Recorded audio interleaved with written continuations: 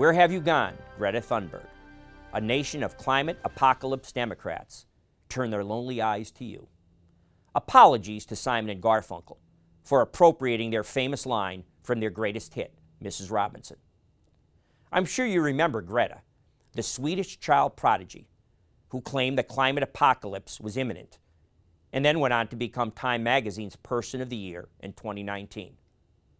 My, how the world has changed in 3 years. We are mired in recession, still dealing with COVID-19. We are being crushed by record inflation. Tens of millions of working-class families can't afford food, energy bills, or gasoline.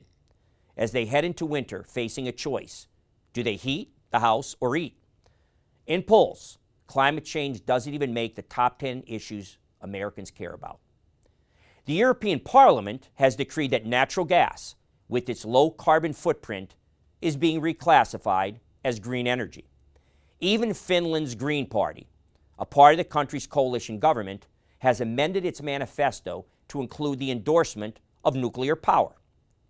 All the momentum in the Biden administration that they had generated against fossil fuels, beginning with his shutdown of the Keystone Pipeline, has hit the skids. He is now begging dangerous countries for their oil. Also, in a historic United States Supreme Court decision, the court ruled that the EPA did not have the power to issue sweeping regulations across the power sector. This was a crushing defeat for the radical Green New Dealers. Now back to Greta.